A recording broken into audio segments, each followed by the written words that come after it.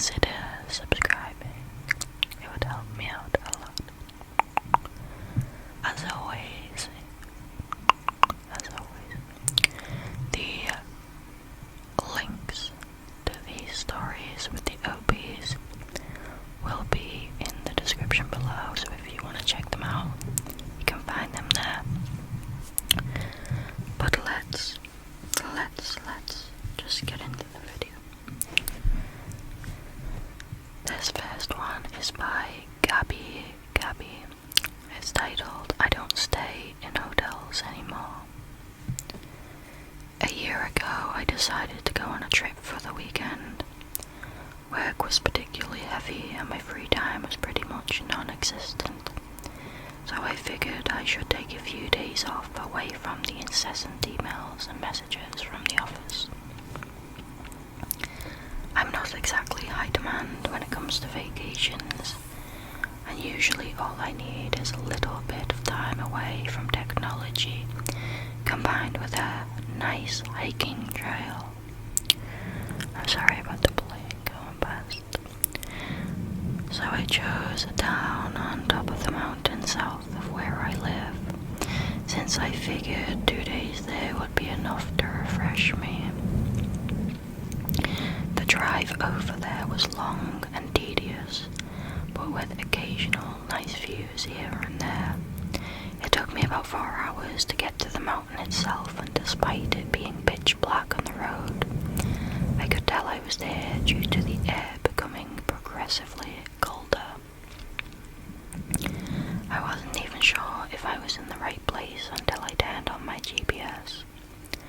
At first my route was marked as 2 hours away, but then suddenly changed to 30 minutes away from the hotel I booked.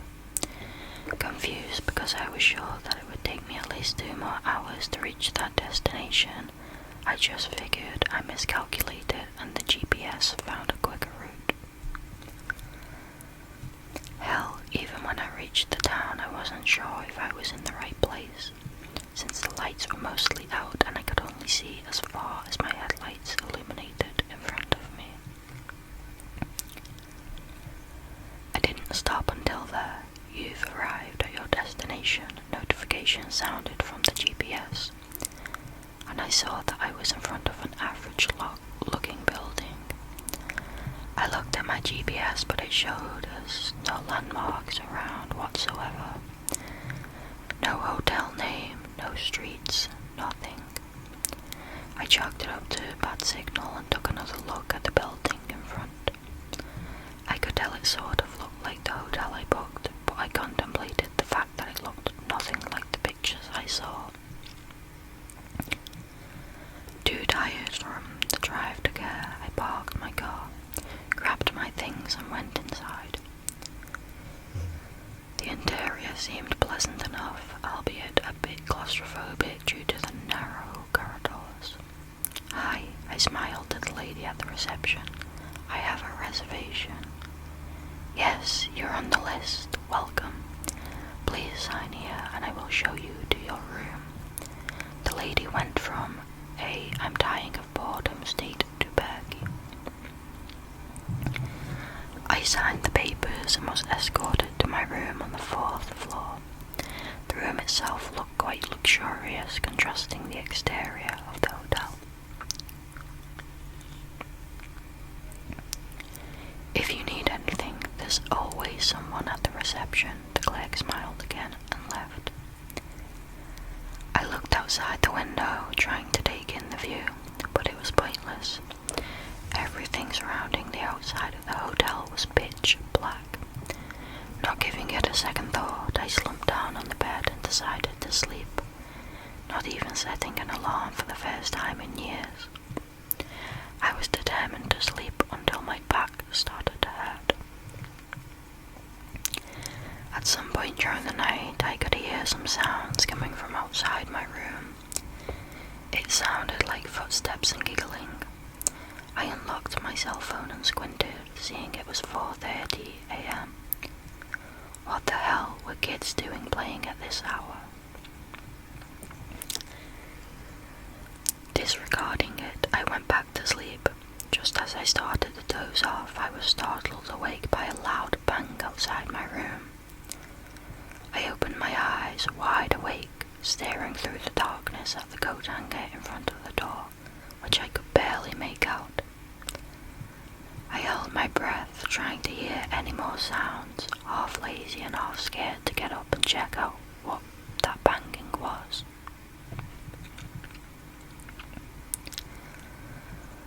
I heard a muffled giggle again, starting to get annoyed at this point. Still, I continued staring at the coat hanger, ready to get up and tell the kids off if they continued. About 2 minutes passed and nothing happened. I sighed in relief and closed my eyes again, but for some reason I had this nagging feeling that I couldn't let go. I felt tense, unnerved even.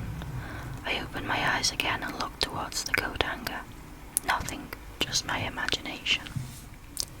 And it was then that I remembered something that sent cold shivers down my spine. There was no coat hanger when I arrived. I moved my gaze to my left very slowly and saw that my jacket was on the chair. I frantically looked back at the coat hanger, heart thumping in my chest. That was no hanger, it was a person. What I mistook as the top of the hanger was actually a face. A wide-eyed, grinning, toothy face, and it was staring right at me. I didn't dare to move. I was so petrified with fear that I could only hear the deafeningly loud and fast beat of my heart. And then I heard that giggle again, muffled, almost sounding like it wasn't even coming from the room, but it unmistakably came from that creature's mouth. I just laid there as that thing started moving across the room toward the window on my left. I could see its full form now. The head was round and maintained that blood-freezing grin the entire time, and stood unnaturally on a very thin and long body.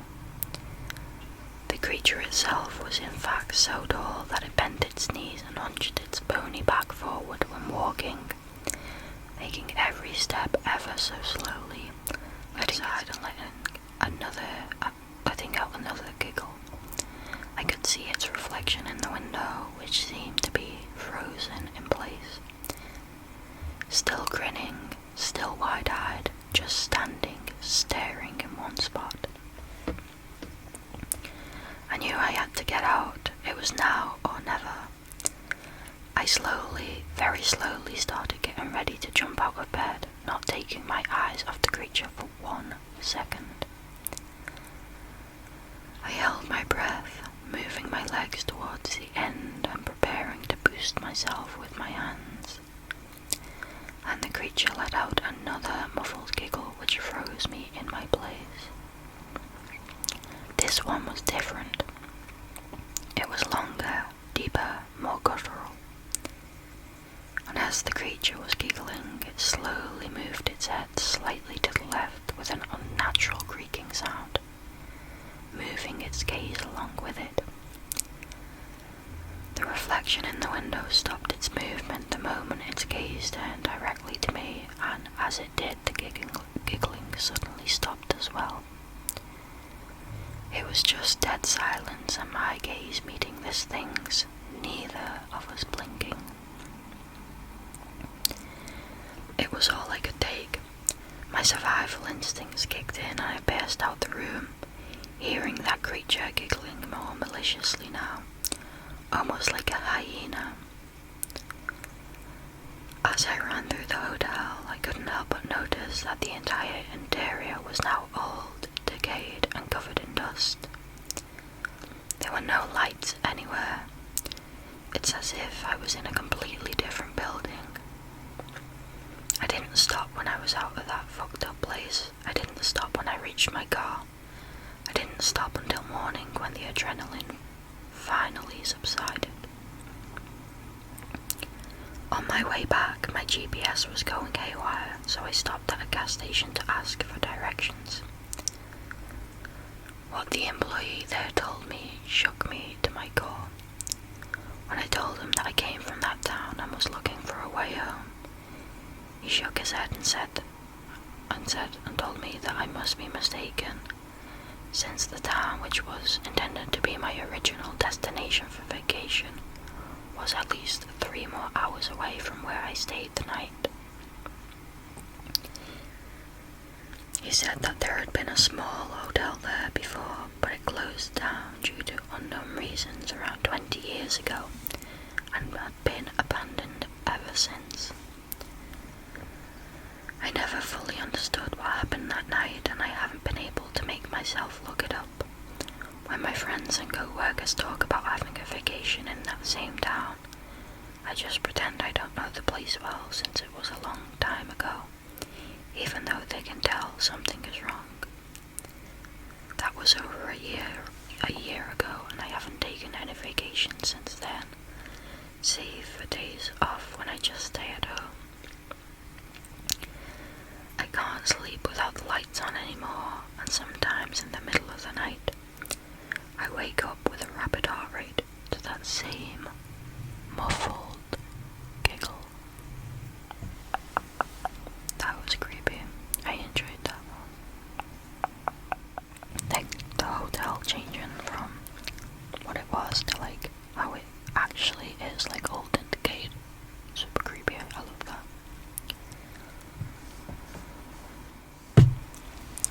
The next story is by psychological_award. It's titled Don't Wander the Hotel Halls at Night. Hello there, this is my first post on Reddit, but I didn't know where else to tell the story. All of the names in this story have been changed to protect the identities of those involved. Guess I should get on with it. To begin with, the parents of my best friend James and I signed us up for an educational trip to the Galapagos Island and Ecuador. We were thrilled to go. After all, it seemed like the experience of a lifetime. It was a 10-day trip with this tour company, and it also involved some other kids from James's school. Dave, Jess, Abigail, and Sophia, along with Mr. Lang, a teacher from that school, as well as a bunch of other people from other states combined into a big group of 40 people. The first week of the trip had gone by without incident, and we returned to mainland Ecuador for the last 3 nights. We were staying at a hotel near the middle of a city. It seemed like a pretty good hotel with a large open lobby and nice rooms. When it came to who stayed in which room, we were all organised into a 4-bed or 3 bedrooms. I was in a 4-bedroom on the 3rd floor with James, Dave, and a kid from Virginia named Ahmed. These are the same people I had been rooming with the whole trip, so this came as no surprise. After dinner, everyone went to their hotel rooms. We were told that breakfast would be at 7:30 the following morning. Around 9, Dave told us he was leaving to hang out with Jess, who he was close friends with. Meanwhile, James, Ahmed, and I stayed in the room and mostly just did stuff on our phones and told bad jokes until we all started drifting off to sleep. I stayed up until 11:20 reading a book, and then I realised something that was a little strange. Dave hadn't come back yet. Prior to this, at all the other hotels we stayed at throughout the trip, he was usually in bed by 10. I figured that he was just hanging out with Jess still, and I drifted off to sleep as James and Ahmed had done. Later that night, I woke up to use the bathroom. After I finished, I was walking back to my bed as I saw that Dave's bed was still empty. Once I got to my bed, I got my phone off the nightstand and checked the time. It was 4:30 a.m. Dave still hadn't come back. I thought that he was probably just spending the night in Jess's room, but I saw that his bags were still next to his bed. If he was spending the night in another room, why would he leave his bags in this one? I'll Alas, I didn't think much of it and I fell back asleep. Finally, 7:30 AM came and everyone went down to the lobby for breakfast. Jess came up to James and I and asked where Dave was. "I don't know, I thought he was with you," James replied. She glanced over to me. "Amir, do you know?" "No, I thought the same thing James did," I said. Jess sighed and walked off. James and I continued towards the breakfast line, now a bit uneasy. After getting our food, we sat near Mr. Lang and told him that Dave appeared to be missing. He immediately reported this to the tour guide. As soon as breakfast was finished, the whole tour group gathered near the bus and everyone was asked if they had seen Dave or knew where he was. Confused looks spread across everyone's faces. That's when I saw a look of dread and worry on one of the guides' faces, as well as that of Mr. Lang's. We stayed there for another hour as hotel staff searched all over for Dave, but nothing was found. Eventually, the group got on the bus and we went on with the schedule for the day, but as you can imagine, we were all shaken. We came back to the hotel in the evening after dinner. There was still no sign of David. James, Abigail, Sophia and I decided to hang out at Nick and Chris's room. They were two guys from a school in Wyoming, and they were pretty cool, so we hung out with them a lot during the trip. At 10 PM, after maybe 45 minutes of hanging out, Nick and Chris said they were going down to the lobby to get snacks from the vending machine. Perhaps 30 seconds after they exited the room, we heard them both screaming, followed by a loud thud. James and I, along with Abigail and Sophia, immediately rushed outside to see what happened, but then we saw nothing. The hallway was empty. We spent the next half hour searching every hole on the floor and the stairwells, and still no sign of Nick and Chris. Eventually, some of the chaperones came out of their rooms to investigate the commotion, and before we knew it, everyone in the tour group was involved in the search along with hotel staff. The next morning, I saw the tour guide arguing with a security guard at the hotel. I overheard the guard saying, "Look, I checked all of the security tapes, there's nothing there." That day we changed hotels for the final night. Everyone was shaken to the core by what was going on. On that last night, everyone was strictly required to stay in their rooms after dinner. Still, James and I figured that we were pretty safe. After all, it was a different hotel.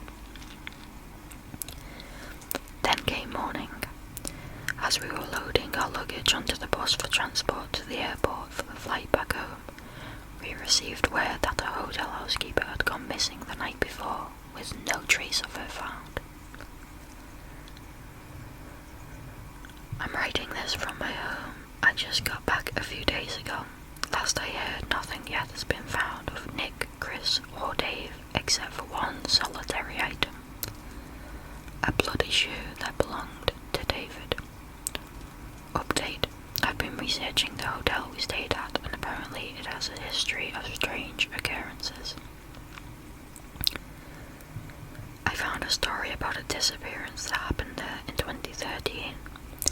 I couldn't find many details, but nothing indicates that person was ever found. Another strange thing is that the original hotel manager went missing in 2010, and he was last seen going into the stairwell. Finally, some guests have reported hearing knocking as well as growling noises in the middle of the night, but seeing nothing when they go out to investigate. Something is up with this hotel. That was really creepy. I really hope. Well, I don't think there will be. I think that was 6 years ago. Oh my god. I'm very intrigued about what was going on.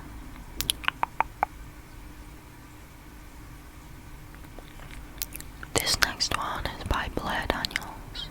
The title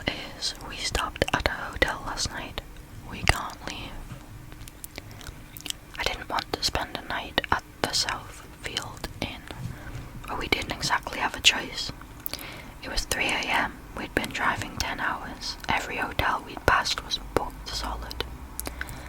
So when I saw the small hotel on the side of Route 22, its red sign blaring vacancy, I almost cried. We ran in.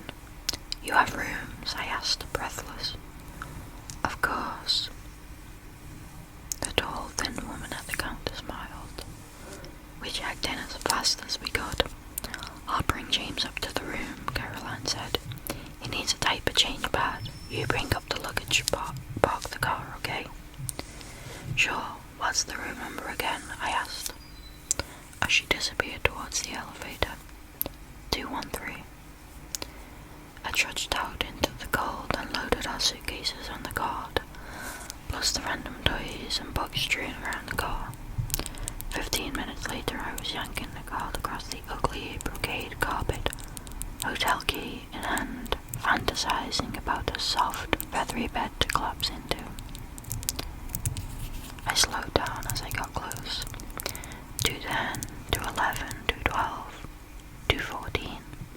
I stopped short. The cart rolled a few inches past me. Wait, where's 213? 210 and 212 were on the left. 211 and 214 were on the right, but no 213. I shook my head and started walking further down the hall. Maybe it's one of those weird corner rooms that seems to defy numbering conventions.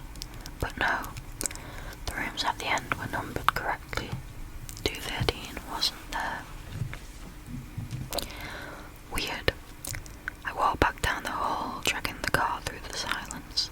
Maybe 214 is really meant to be 213. After all, 214 was on the wrong side of the hallway. Should have been on the even side, not the odd. I bet it's just misnumbered. I pulled out my key and touched it at the door. Red light. In the off chance it wasn't Caroline's room, I didn't want to wake up whoever was inside. But desperate times call for desperate measures.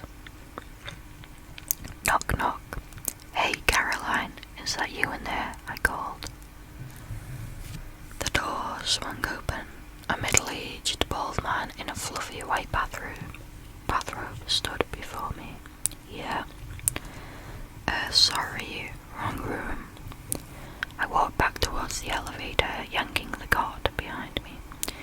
Maybe I missed it somewhere. A high-pitched giggle, muffled, faint. "James." I stopped in my tracks, ran back over to 214 and pressed my ear against the door. Silence. Confused, I stepped back towards 211. Giggle. "What the hell?" I ran over and pressed my ear against 211. Silence. I stepped forward. Giggle. Step back. Silence. Forward, back, forward. My heart began to pound. I knew exactly where the sound was coming from. Not 214, not from 11, from the tiny stretch of wall between the two doors. "Caroline," I yelled into the wall. I felt like an idiot. That guy in the bathrobe probably thought I was nuts. No reply except for my son's pattering footsteps. Thump, thump, thump, giggle. I pulled out my phone and dialed her number. A few seconds later, the muted tones of "I'm bringing sexy back," a ringtone for me, came through the wall. Through that tiny, foot-wide gap between the two doors. How? "Hello? Caroline, where are you? I can't find the room. What are you talking about? I can't get into the room." "What, you lost your key already? Okay," a classic annoyed sigh. "I'll open the door." She cut off. "Caroline." Oh my god, ragged breaths came through the line. Labored, panicked. It's a wall. I opened the door and there's just a wall on the other side, her voice cracked. "Daniel, what the hell is going on?" "I don't know, but I'm going to find you." "Daniel," her voice was cut with static suddenly. The voice was cut with static suddenly, no longer loud or clear. I don't know, but I'm going to find you. Daniel, her voice was cut with static suddenly, no longer loud or clear. Caroline, where are you? I pounded my fist on the wall, like that would help anything. Daniel, please help. Static. Caroline, can you hear me? Static. I pounded the wall as hard as I could. My wife's voice, my son's footsteps were impossibly faint, whispers in the wind. Then, silence. I don't know what the hell is going on, but I got to get them out of there. Maybe they got trapped in a crawl space or something, somehow. I whipped around, looking at the card. My eyes fell on Caroline's suitcase. Yes. I grabbed her self-defense knife from the pocket. I ran at the wall, crack. The blade punctured it, crumbling bits of drywall everywhere. I yanked the blade out, stuck my fingers in, and began clawing my way through. I didn't stop until I created a sizable hole. I raised my eye to peer inside.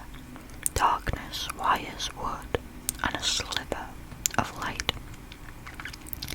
It was a hotel room on the other side, only 4 or 5 feet in width. The walls looking almost as if they were closing in, as if the very room was winking out of existence. Caroline stood in the center, holding our son. Caroline, I screamed. She whipped around, ran towards me. Her brown eyes appeared in the crack, wide with fear. Daniel, oh my God, get me out of here. I'm trying. I reached in and grabbed her hand, but there was no way I could pull her out of that tiny hole. No way I could take down the wall with my bare hands. But I pulled anyway, shutting my eyes. Crack. The sound shook the entire floor, echoed around me in waves. My eyes flew open. I was standing in the hall, but my arm wasn't reaching into the wall. It was reaching into one of the rooms. Room 213. But the room was no longer lit with golden light. It was dark, pitch black. And the hand latched onto mine wasn't Caroline's. I yanked my hand back, jumped out of the way, then I raced down the hall, my heart pounding in my chest. I didn't stop until my lungs burned and my legs wobbled underneath me. I collapsed on the carpet. As I caught my breath, I looked around the hallway, to the left, then the right. There were no windows, no exit signs, no elevators. Just an endless hallway fading into darkness in either direction. Only broken by that one door, room 213. I've been here for hours, maybe days. I've tried screaming, I've tried running up and down the halls, but all I've found is more of the hallway, more of the ugly brocade carpet, more of the flickering lights. I haven't found my family, or an exit. I haven't found my family, or an exit, or anything else. My phone seems to work, but every time I call someone, it fades to static. If anyone reads this, I am at the Southfield Inn. Please help.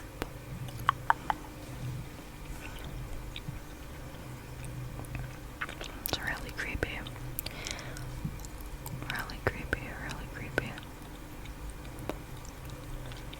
There was a hotel, like a creepy hotel film that I watched when I was younger. I think it was called Room 1408 or something like that. I really need to watch that again because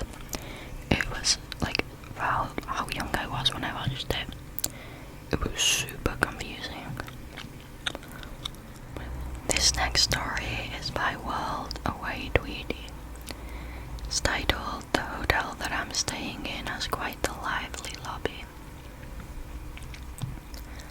I flew out to New York some nights ago for my good friend's wedding. Despite a relatively turbulent flight filled with constant rerouting, the trip has otherwise been life-changing so far. I don't travel often, my career is pretty demanding and free time is a rarity. So I figured this trip would be a good way to kill two birds with one stone. I would head to New York early to check out some awesome, iconic sites, and then I'd segue into attending this major milestone for one of my dearest friends. The hotel that I'm staying at, Hotel Salvus, is pretty damn awesome. The rooms are gorgeous, the service is fantastic, and there's a real nice flair to the space, for lack of a better term. Coming back to a place like this night after hours of sightseeing in New York City was an absolute treat. Of all the interesting things about the hotel, the one that I have to call out the most is the lobby. It is sprawling, huge, gorgeous. It has a breathtaking bar area, a luxurious restaurant area, a large seating space adorned with some gorgeous furniture. It is a massive 360-degree area that has exits all around it, and of course a sizable front desk area with lots of eager employees at the helm. You could take the hallways leading out to the exits or up to the elevators if you'd like, but it always felt fun to pass through the large middle area of the lobby and soak in some of the fun energy. On top of that, most of the hallways were generally quite empty, so it felt nice to be where the action was. What I loved more than anything was that it was always lively in the lobby. It's 11 PM and I'm gonna leave my room for a spontaneous romp around the city. No worries. I'll pass through that lobby and I'll see people jovial, sharing drinks, eating great food, swapping stories and having a ball. I come back at 2 AM, great, people are still there, still having good times. I love this city, I thought to myself. I could only imagine what sorts of adventures these folks were going to have here during their travels. So it had been an awesome trip so far, and it was now the night before the wedding activities were about to start. I was heading to my room after another successful night of exploring the city. I trekked through the lively bar area in the lobby and did a double take when I heard the bartenders call out to me. "Ah, you're looking a little glum, Peter." "Ah, I do have a sad resting face. Good catch, sir." "Name's not Peter, it's Kevin, actually." The folks sitting at the bar started to laugh a little bit. An elderly woman seated near the bartender shot me a smile. "Sounds like the newbie wants everyone to know his name. Maybe he'll even sit down and join us," she said playfully. "Ah, I've got some plans, That's when another old gentleman in a brown leather jacket interrupted. "Ah, sit down and have a drink. You have nowhere else to be." "Fuck it, this is kind of what I was hoping would happen. It felt like everyone here was having a good time with each other, so it felt nice to be invited to the festivities." I sat and joined everyone there for what was a very fun few hours. They asked me about what brought me here and why I was visiting. And I have to say, they were incredible listeners. Drinks were on them, hell yes, and as someone who doesn't get to spend a lot of time just going with the flow, a spontaneous night of drinking with strangers was just what the doctor ordered. It was a well-needed reprieve from my usual life of work hard, save money, you can relax later. I was on holiday, and to have such a worldly folks hanging off my every word was a good feeling. Off the heels of a fantastic night on an already fantastic vacation, I went up to my room, ready to call it a day.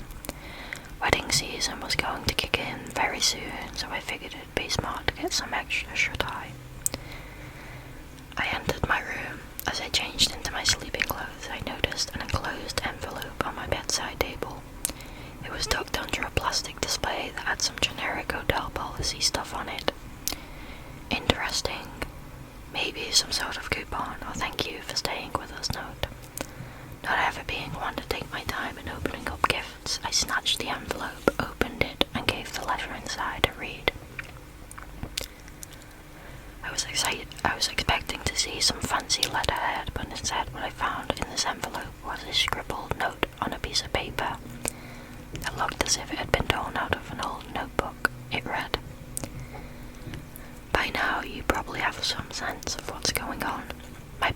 advises to be very mindful about your remaining hours of tranquility. Assuming you're reading this on Thursday night, you have about 24 hours remaining.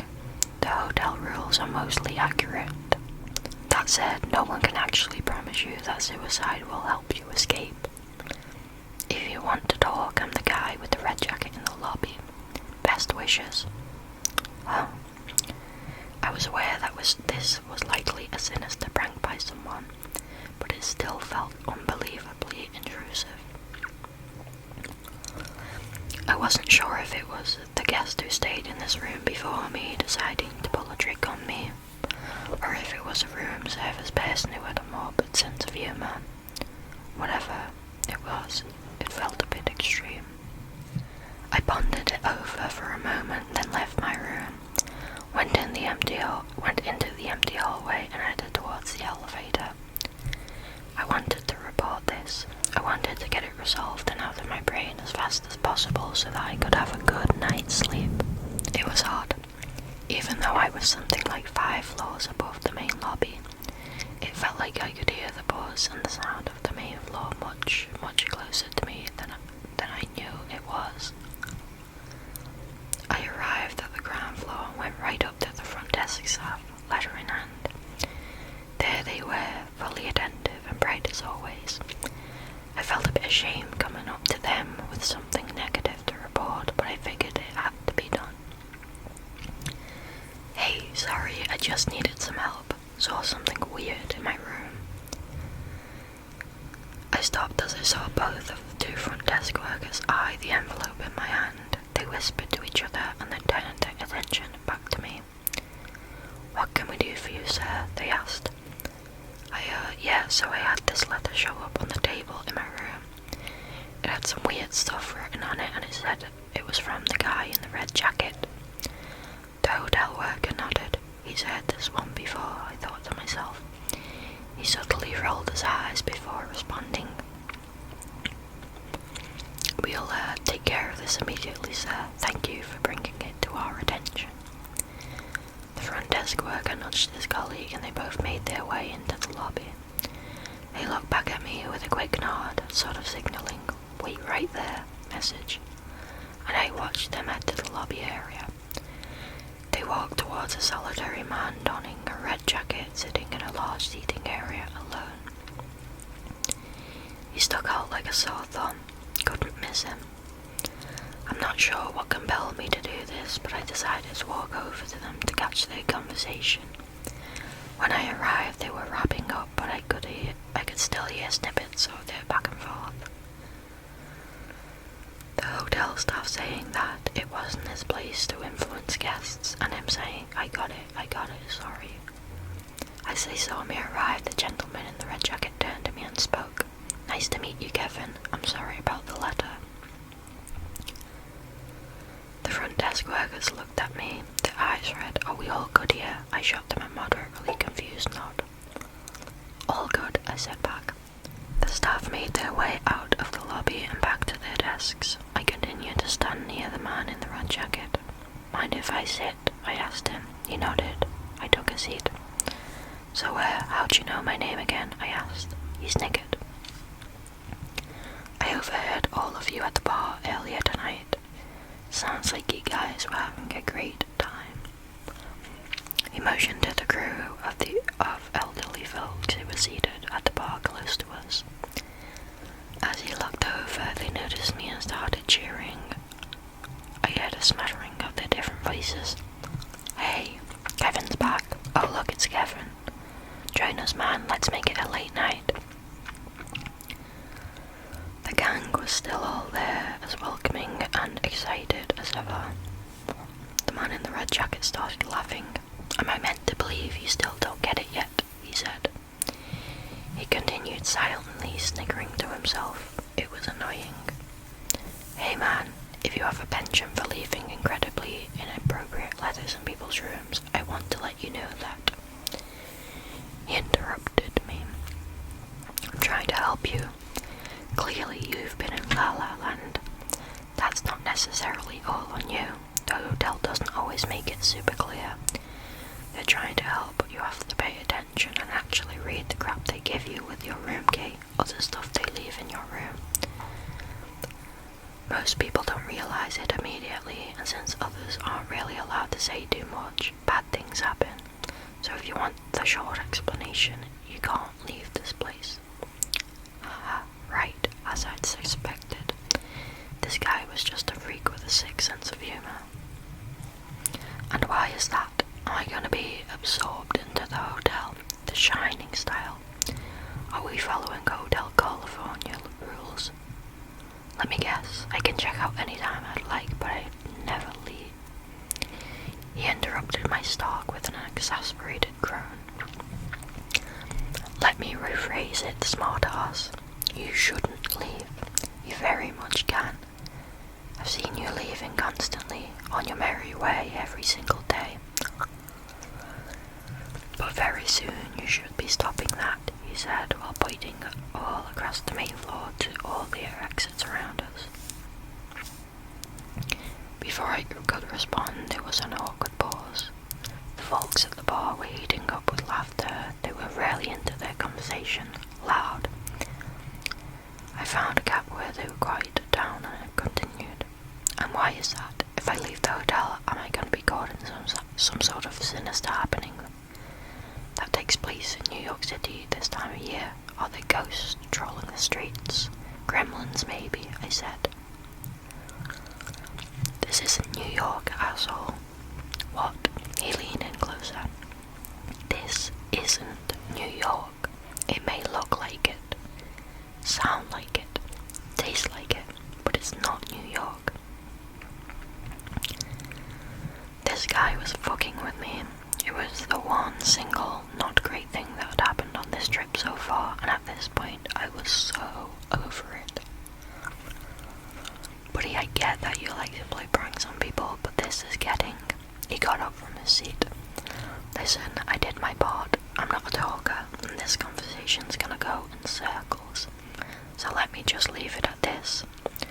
Whether you're a superstitious fucker or the most grounded son of a bitch there is, just be sure you check it back inside tomorrow well before 8 p.m. I saw you when you first came in, we all did, 5 days ago.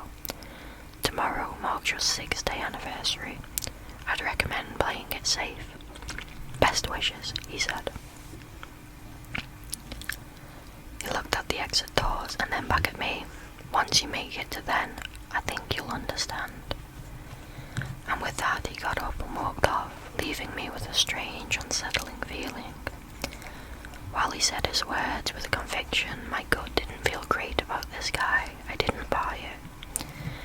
I got up to head back to my room when I noticed the folks at the bar all looking at me, all lighting up as I walked past. Fuck it, the bar lobby is always a good time. I needed to shake off the bad energy. As I made my way to an open bar seat, the bartender gave me the same line he said to me earlier in my night. Ah, you're looking a little glum, Peter. It's still Kevin, but nice to see you again, sir. I plopped down at the lively bar area. The elderly woman I spoke with earlier kicked it off again. You got any new stories for us, Kevin? Maybe tell us what you do for a living. I laughed. They were odd but endearing. I rattled off random anecdotes and stories, and again the group was great at asking follow-up questions, listening carefully and laughing at every joke I said. Even the folks at the bar, at the far end of the bar, who couldn't hear me, seemed to be having a pretty good time just by me being there. While being the life of the party was nice, I still couldn't shake the weird pit of my stomach sensation I had from speaking with the man in the red jacket. After about an hour of hanging out, I decided to leave and go up to my room. As I made my way to the elevator, I looked back to the folks in the lobby. They remained lively, loud, drinking, immersed in conversations. They smiled at me as I looked back. I continued on my way, but thought to myself, the lobby feels safe, I want to stay there. I made it back to my room. My friends were going to arrive very late that night, and so we were all going to meet up together tomorrow. I made sure to focus on getting a good night's sleep and tried to keep my mind off the weird happenings I'd run into that day. I slept in and woke up the next day completely fresh and ready for the day ahead of me, or so I thought. I started with my normal morning routine. Splash my face with some water, big stretch, cup of joe from the coffee machine in my room. Spend some quality time waking up before checking my phone. This was holiday time, less screens, more mindfulness. I pulled the window curtains and looked outside. I admired the beauty of the city. This isn't New York, huh? Could have fooled me, you psycho. After a tranquil moment, I opened up my phone. I was excited to dig into what our plans for the day were.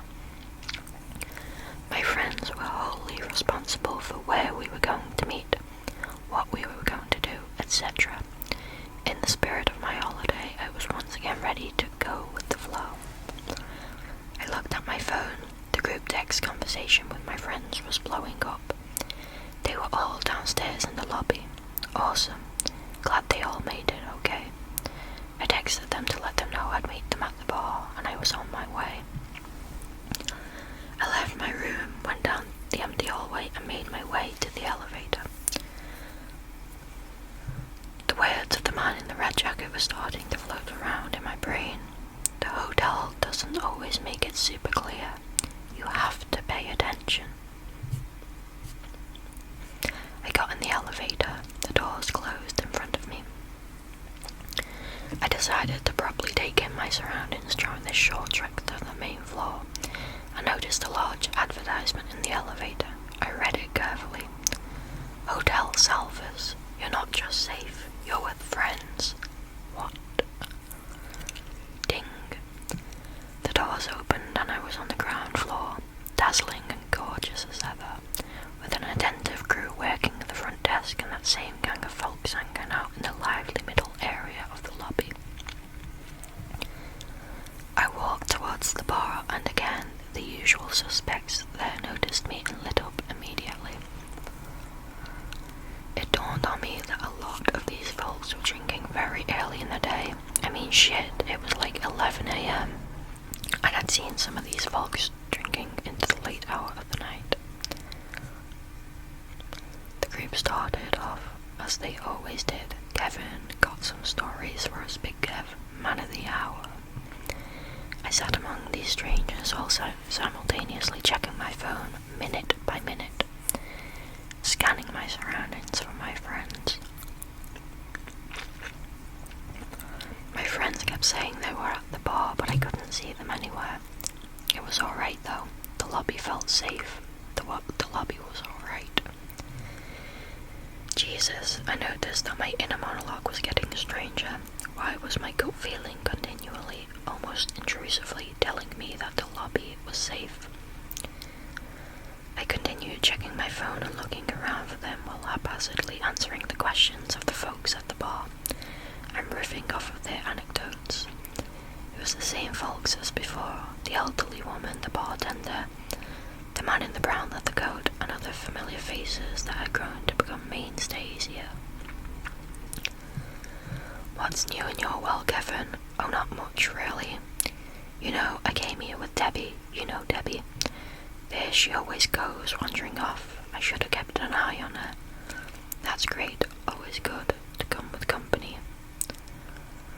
Looking a little glum, Peter. I'm Kevin, but it's cool. You can call me Peter if you want. I was barely attentive and just continually eyeing my phone. My friends kept insisting they were right here, grabbing drinks from the bar. Was there another bar inside that I had completely missed or something?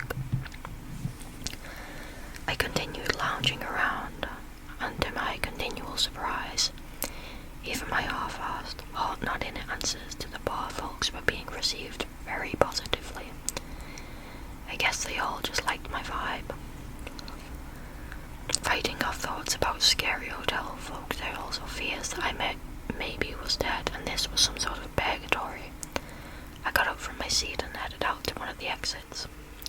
Even with the man in the red jacket's warnings in the back of my mind, I had some time right. texted my friends to let them know I'd meet them at the front entrance. I opened the doors and went into the outside world, and things were fine. I took a stroll around the neighborhood. I smiled at strangers. This was still New York. Of course it was. I unfortunately still couldn't find my friends. The area was so large that we came to terms that maybe we were all confused about where we were and needed to jump on a video call soon. But I still enjoyed my hours in the city, remaining diligent of the time and keeping my eyes peeled for more responses from my friends. I made my way back to the hotel at 6 p.m. sharp. Let's arrive early, I thought to myself. I won't tempt the fate. I arrived and walked right on through the lobby past all the enthused strangers I'd come to know over the last few days. I made my way up to my room. I sat on my bed. I was ignoring texts and calls from my friends at this point. I wanted to wait until I was past 8 p.m. Once I knew everything was okay, then we could all meet up again. The minutes passed excruciatingly long. What was I doing? This was stupid. The anxiety wasn't warranted. Red Jacket guy was just fucking with me. Everything is fine. I'm sure me and my friends are all just lost and need to look at a map or something. I took a deep breath, letting the time pass. It was 7:40 p.m. Fucking hell, time wasn't moving fast enough. To get my mind off everything, I made a cup of coffee and explored the hotel room. I pulled the curtains back and looked outside. Still gorgeous, still New York, baby. I explored the drawers and cupboards in the room, all empty. Fair enough. I scanned the room, bed, closet, a quaint-looking bedside table with a plastic display on it with some generic hotel language. I wasn't sure if my mind was playing tricks on me, but it still felt like I could hear the buzzing of the lobby, the music, the banter, glasses clinking. The lobby was safe. God damn it, my inner monologue was seriously starting to slip away from me. I was probably spending too much time there. I could still hear the bartender in my head saying, you're looking a little glum, Peter. And the elderly woman saying, oh, Kevin's stories are marvellous. Always a thrill to hear new stories. The sounds were so vivid. It almost felt like all of them were directly downstairs from me or something. 7:55 p.m. I continued exploring. I opened another drawer. Wow. A laminated sheet of paper and a gun next to it. What the fuck? I could feel myself shivering a little bit. My heart was racing. I pulled the curtains back again to peek outside at New York. I needed to ground myself. Yep, it was still there. Still New York. It's all okay. Maybe just something the last guest left in this room. I returned to the drawer. I read the sheet next to the gun. The title was A Guide to Quick and Effective Suicide by Hotel Selfers. Nope. Didn't need that in my life. Just ignore it. Just ignore it. 7:59 p.m. Staring outside. Still New York. And there it was. 8 p.m. Then 8:01, 8:02, 8:03. It was all okay. Knock, knock, knock. Fuck, someone was at the door. I was on autopilot at this point. I grabbed the gun from the drawer. I looked outside my door's peephole. It was the man in the red jacket. I'd had enough of this bullshit. Trembling, I opened the door and immediately pointed my gun at him. His hand shot up above his head instantly. Hey, I'm sorry, I cut him off. Stop fucking with me, I shouted. I'm not, I swear I'm not. I was sorry that I was. No, you're not dead. You're still on Earth, What's with the weird shit around the hotel? Why is everyone in the lobby all the time? For fuck's sake, I'm pointing a gun at you and you're shouting in the hallway and there's no one else here. He kept his hands up. He took in a deep breath and he answered. The lobby is the only place that drowns out the sounds. That's why we're all down there. Why we're always down there.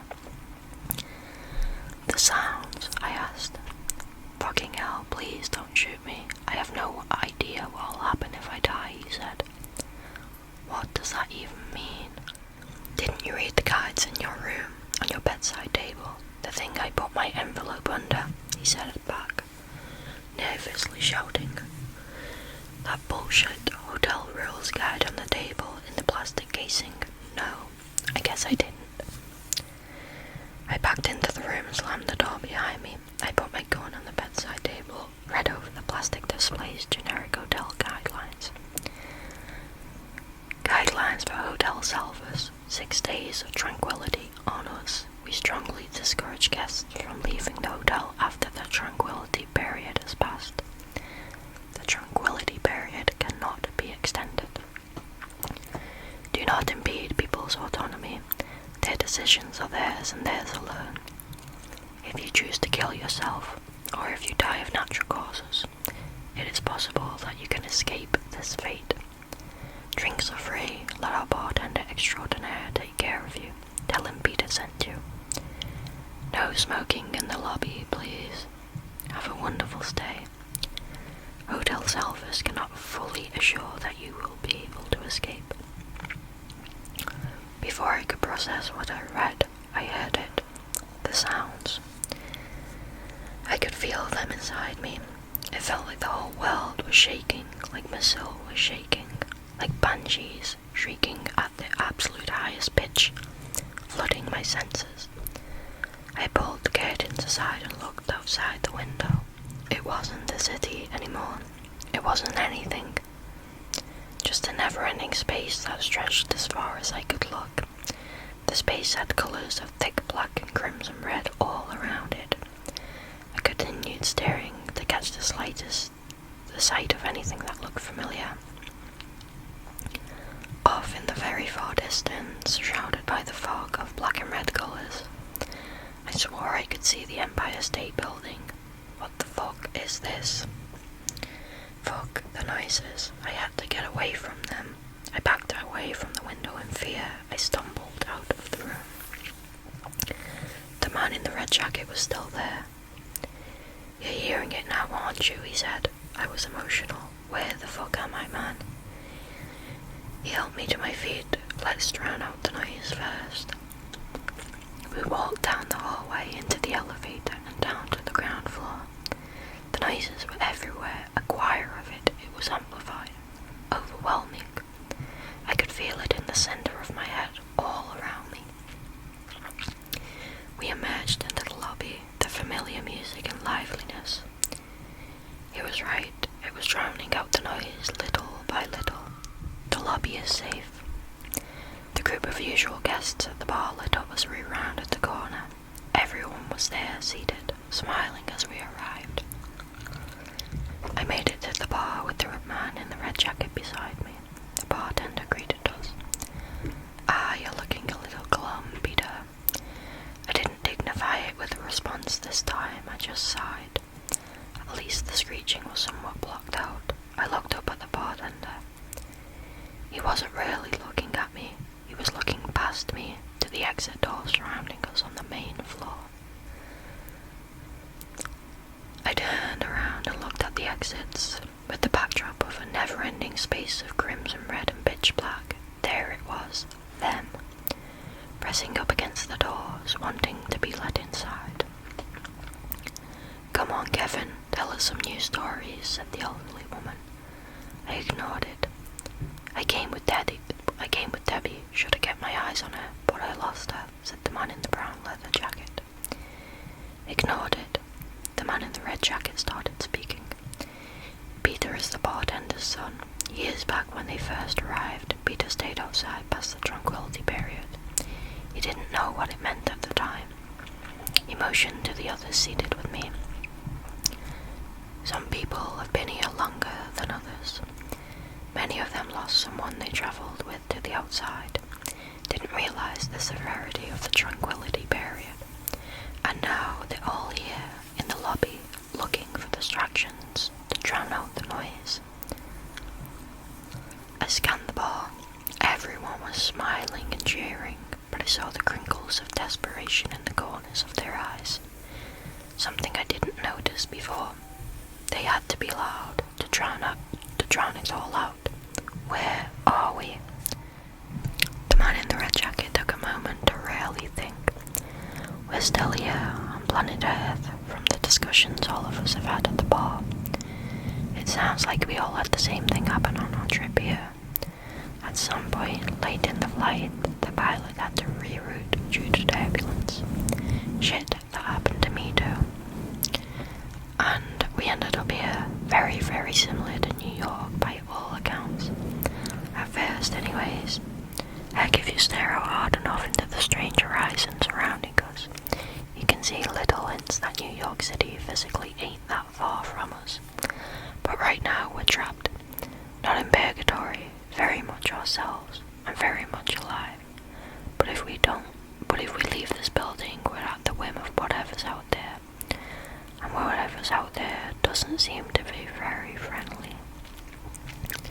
I looked outside. The noises were coming to the forefront again. Those shrieks. At first it sounded like evil creatures. Banshees, demons, something in that universe. But something about the sounds was starting to become clear to me. There was an almost human quality to them.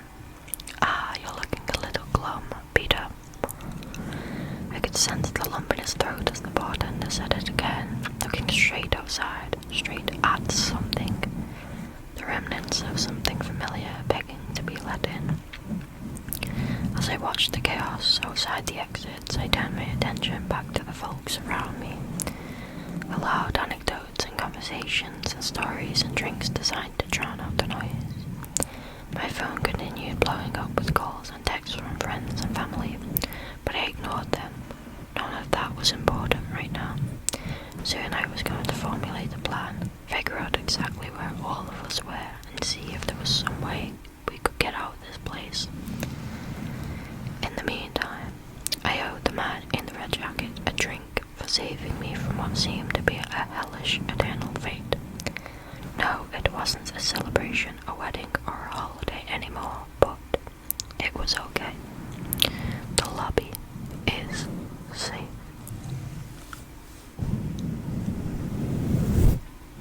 That one was really good. It reminds me a lot of the TV show From. The way they all had the same rerouting issue and they can't leave the place. And there's bad things outside.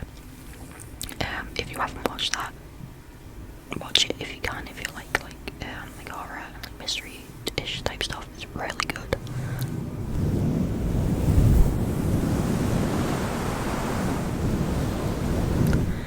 But anyway, guys, that is going to be the last story for tonight. I'm really sorry about the background noise in this one. People outside have just been really loud right now, and loads of cars and stuff. Also, just a quick disclaimer, I said it in my last video as well, Thursday's video. If you guys see any mid-roll ads in my videos, please let me know in the comments of said video, straight away.